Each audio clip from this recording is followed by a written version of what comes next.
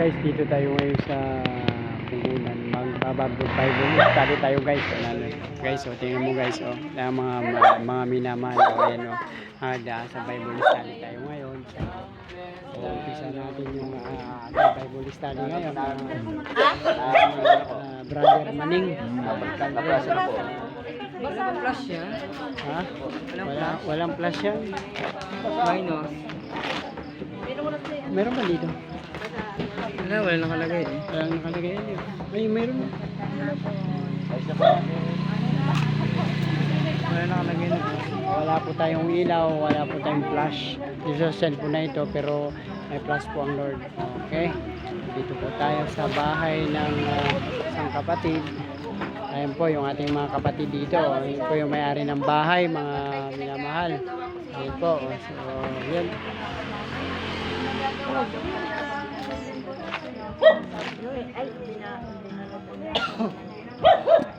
Yan na po.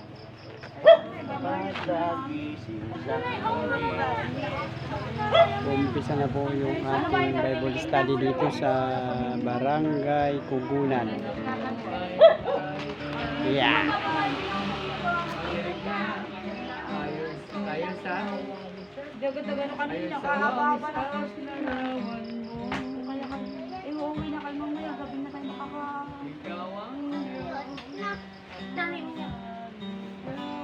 Okay, mamaya ulit mga minamahal at tayo cut muna. Guys, tayo mag-umpisa ng mag-worship sa Lord. It's time to worship to our Lord Jesus Christ. Amen. Samahan niyo po kami mag-worship.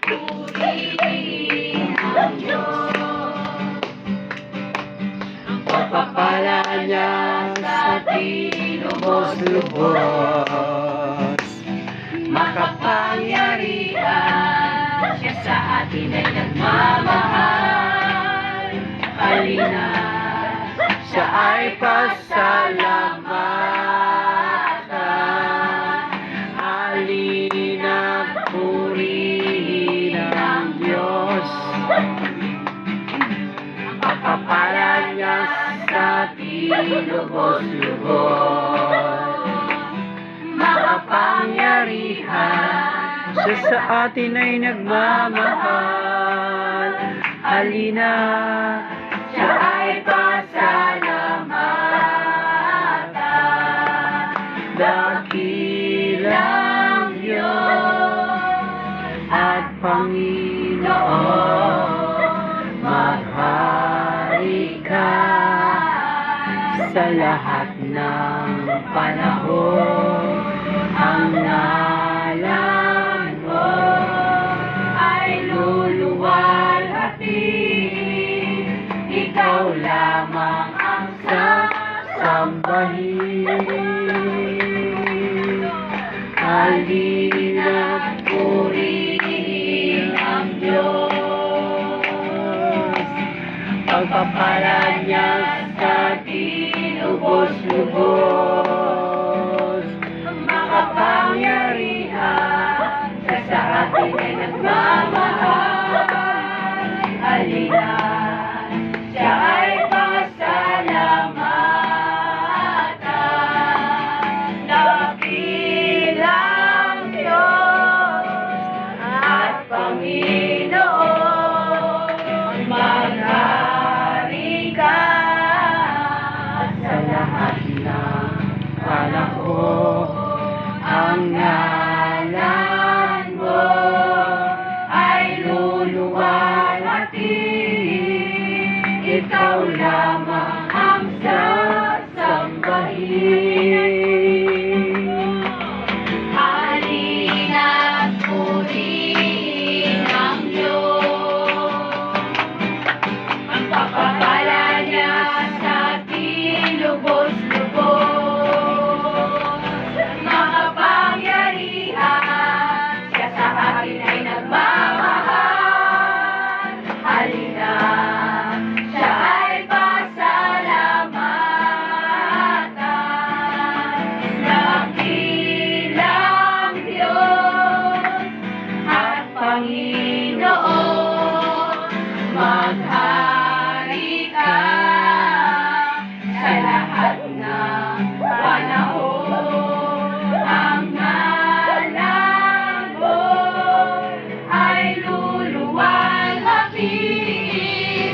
ikaw lamang ang sasambahin. Dakilang Diyos at Panginoon, maghari ka. Tapat kong magmahal, ang iyong kaawa ay magpawalang hanggan. Kay buti-buti mo,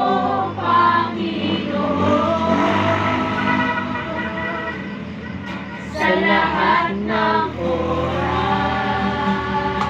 sa bawat araw, ika'y laging dapat kong magmahal. Ang iyong kaawa ay magpawalang hanggan. Kay buti-buti mo, Panginoon, sa lahat ng oras, sa bawat araw, ika'y laging tapat kong magmahal. Ang iyong kaawa ay magpawalang hanggan. Pinupuri, sinasamba kita, dakilang Diyos at Panginoon. Tunay ngang ika'y walang katulad, tunay ngang ika'y di nagbabago. Mabuti ang Diyos na sa atin ay nagmamahal. Puri, sinasamba kita, dakilang Diyos at Panginoon. Tunay ngang ika'y walang katulad, tunay ngang ika'y di nagbabago. Mabuti ang Diyos na sa amin ay nagmamahal. Pinupuri, sinasamba kita, dakilang Diyos at Panginoon. Tunay ngang ika'y walang katulad, tunay ngang ika'y di nagbabago. Mabuti ang Diyos na sa amin ay nagmamahal. Pinupuri, sinasamba kita.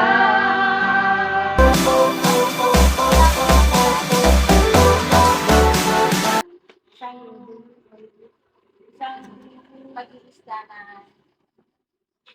lumapit sa akin at nagpapalaway. Aray ako, no? Katuan, nasuklan ko na ako sa grabe. Away ko'y walang kapangyarihan, pero ang Diyos ay may kapangyarihan. Ano siyang magpapagaling sa'yo. I praise God, hindi pa ako nag-pray, kundi Lord, kasama kita. In Jesus' name, magaling ka. Hinipo ko yun, kasama ng lahat. Biyernes pa daw yun. So, hindi siya nakapagtinda na Sabado at Linggo na binayan siya. So, syempre, yun ang kasabihan ng araw na pag Sabado at Linggo ay malakas. So, naglalambog na yun sa to. So, yan. Ginanito ko lang at pangalan ng Panginoon.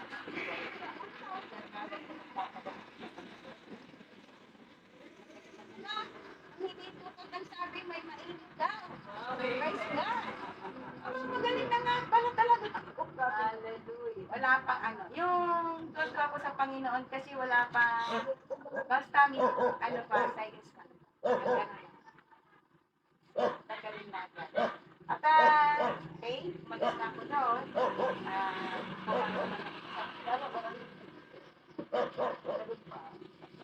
Tuwa ako at hindi daw siya mga puso ng talento dahil pamalit pa galing daw siya na CR. Galing daw sa kaya masakit ang kanya, kaya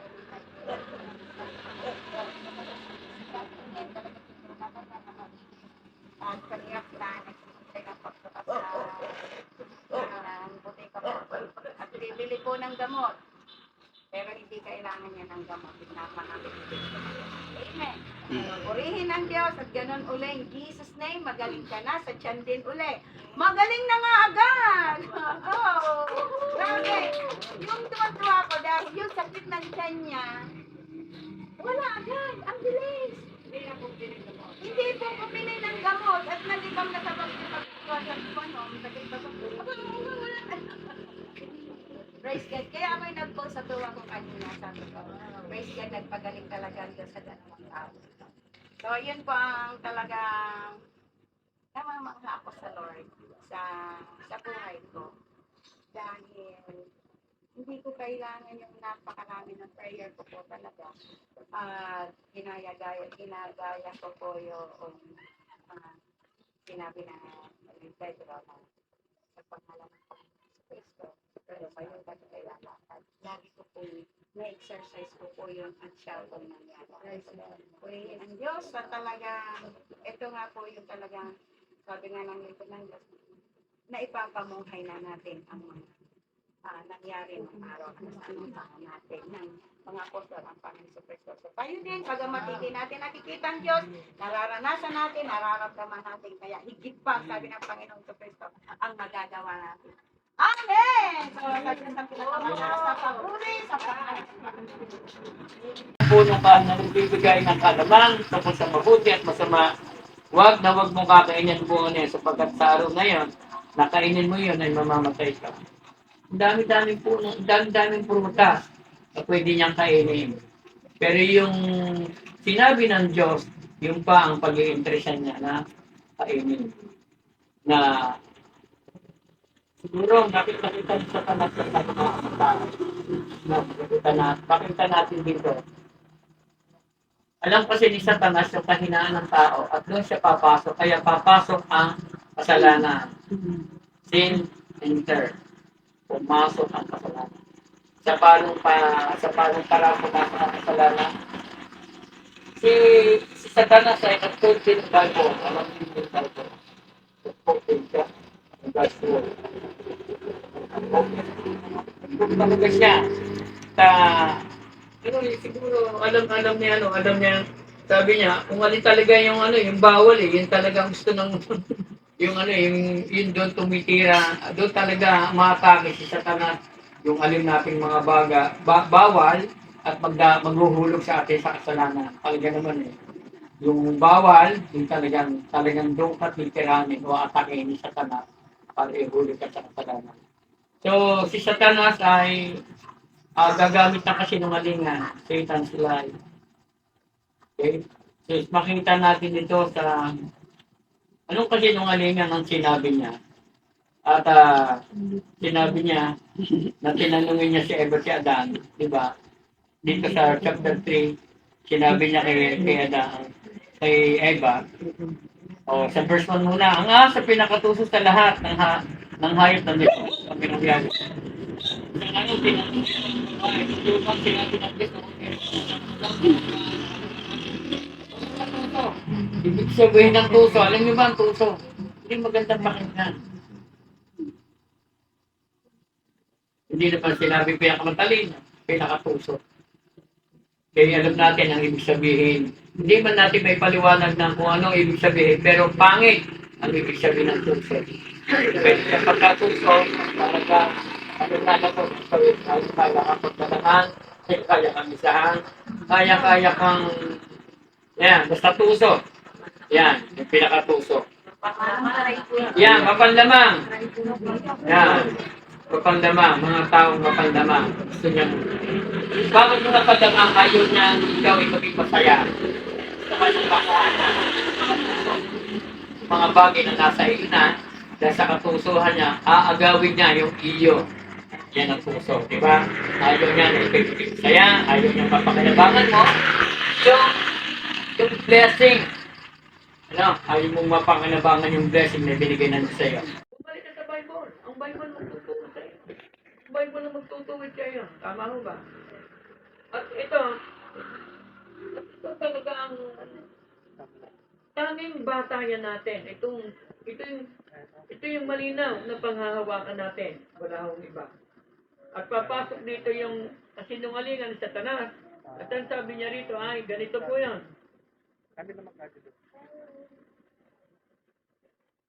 Sa verse 4, sinabi ng ahas, hindi totoo yan. Hindi kayo mamamatay. Satan's lie. Papasok ko yung kasinungalingan. O, pumasok ang kasalanan, pumasok ang kasinungalingan, ano pa?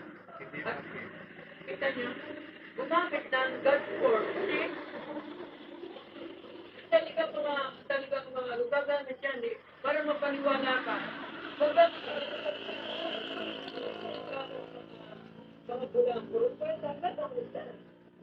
Para mapaniwala ka, gagamit yan sa salita ng Diyos. At para masumunod, si Eva, gagamit si Satanas. Nang di totoo yan, di kayo mamamatay. Nag-quote din siya ng verse ng Bible. Sabi niya, sinabi ni Satanas, hindi totoo yan, hindi kayo mamamatay. Sinabi lang yan ng Diyos. Sapagkat, sabi doon, sinabi lang yan ng Diyos sapagkat alam niya kung kakain kayo ng bunga niyon, ay makakaunawa kayo. Dito sabi ng Diyos, huwag kayong kakain ng bunga ng punong kain na yun, na nagbibigay ng kaalaman tungkol sa masama at mabuti. Ito yung sinabi niya. Sapagkat alam niya kung kakain kayo ng bunga niyon, ay makakaunawa kayo. Kayo'y magiging parang Diyos, malalaman niyo ang mabuti at masama. Okay. Malalaman niyo ang masama at mabuti. Okay? Ito yung malaking kasinungalingan. Sinabi ni Satanas na hindi kayo mamamatay. At sabi pa nga niya dito, sabi niya dito, hindi yung pakinggan maigi. Sabi pa niya, you will be like God. Hindi katulad ka. Ang ganda-ganda sa pandemic. Sounds good.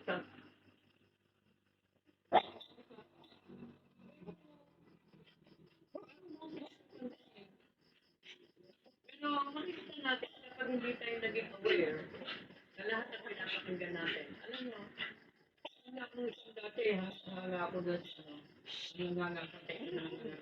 Pero nung sa nagana, dahil nakikita ko dito na dapat kasi ako nabalik sa Bible. Lagi ako sa ganda yung hinahanga ako siya ngayon. Wala ang pag-aaral. Nag-iiba na yung nag-iiba na pagtuturo. So, ang dami kong napakinggan sa kanya na ngayon ay sumasala na sa Bible. Kaya nga, parang hindi tayo magkamali kasi may hinahanga tayo. Pero tingnan lagi natin, babalik lagi tayo sa Bible. Kasi ang Bible, hindi ka dadaan sa pagkakamali. At kapag ikaw din nakikipag-usap sa Diyos, hindi ka rin lagi nakikipag. Kita ninyo, ang ganda-ganda ng pagsasama, ang saya-saya ni Eva ni Adan. Pero dahil sa answer si Satanas, kaya nga yung mga, kapag kayo ay, okay? Verse 7, nagkaroon nga sila ng pagkaunawa. Matapos kumain, doon nila nalamang sila ay, tingnan ninyo. Diba? Nalaman nila sila ay, tingnan niyo po. Okay, tatuyo ko para makita niyo. Noong pa lang, repeated ng dalawa. Talo na sila. Pinayagan na sila sa Satanas. Pero agad pagkatalo ang dalawa. Bakit? Sa maling desisyon ng kanilang dalawa. Repeated ng dalawa. And then, dahil sa kanilang pagkatalo ang ginawa nila, nakalaman nila Magkaroon sila ng pagkaunawa. At sa kanilang pagkaunawa, ano natuklasan nila sa kanilang mga sarili? Okay, din yung hubad. Alam niyo ba ibig sabihin ng hubad? Walang baro. Ganyan ka ilalagay ni Satanas. Gagawin ka niyang angeliya.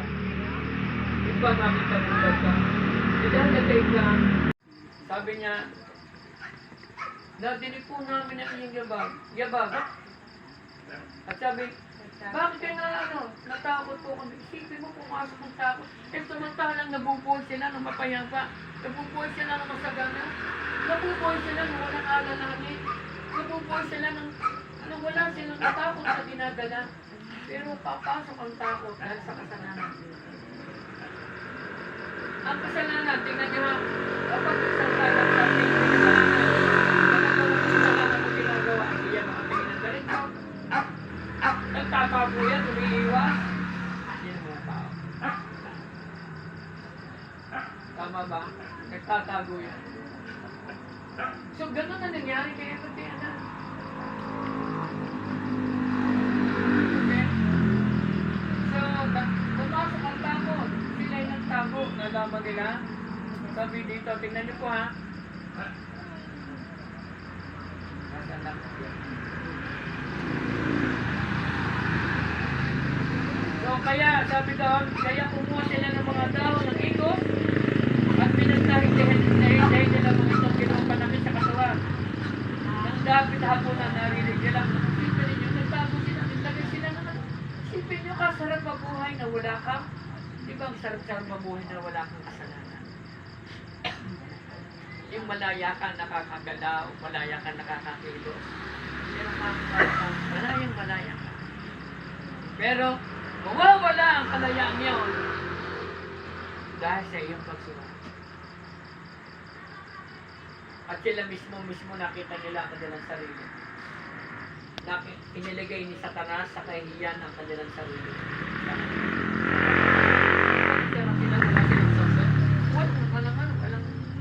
Walang silang pakit. Amen. Kung ito'y nag-aalilangan sa mga binibitawak ng salitang yun, ibig sabihin nililimitan mo ang pagkilos ng Diyos. Kita mo yan, ha? Simula ka na. Dahil matanggalin mo. Tatago siya. Tatago.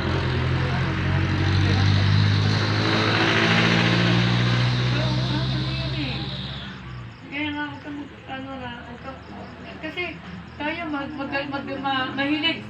Manangan, tingnan nyo, sa mga bagay dito sa nakikita natin.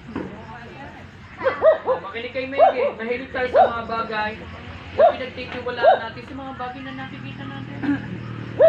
Ang pagtiwalaan mo yung Diyos na nagsasalita sa iyo na hindi mo nakikita sapagkat higit ang ibibigay na sa iyo kaysa sa nakikita mo. Ang pananampalataya, yung mga bagay na hindi nakikita, ang tinatawag na pananampalataya hindi nakikita. Kapag ito'y naninampalataya sa nakikita mo na hindi yung pananampalataya. Ang malingan, hindi makapasok ang lahat ng bagay na ginawa sa Satan sa pinag-aralan natin. Lagi tayong makinig sa salita niya. Walang isip sa nangyayari. Tama ba? Kung lagi hindi na dati ko makinig sa Lord. Yan ang Diyos. Kapag nakinig ka sa Diyos, may future ka. Sabi naman yun ng Jeremiah 39:11, di ba? May future ka. So, yung future na maganda, may iba't kada na wala. Pero ang ganda ng plano ng Diyos. Kaya ang sabi ng Diyos, for I know the plan I have for you. Says the Lord, they are planned for good and not for disaster, and give you hope in a future. Tama ba? Ganun yun.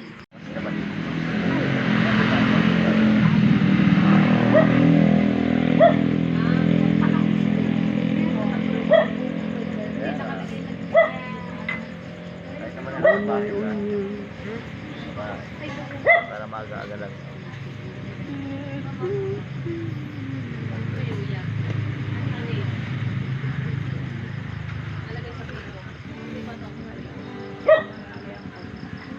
Yes, the Lord is good. All the times. God is good. Are you angry? No. I'm happy because God is good. Give thanks to the Lord. He is good.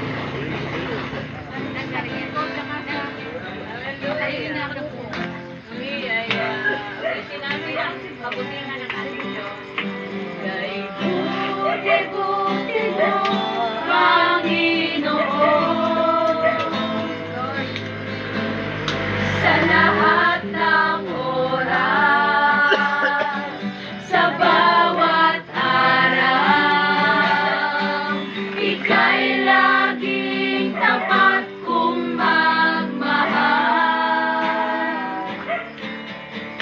Ang iyong paawa ay magpawalang hanggan. Kay buti-buti mo, Panginoon, sa lahat ng oras, sa bawat araw, ika'y laging tapat kong magmahal. Ang iyong paawa ay magpawalang hanggan. Pinupuri, sinasamba kita.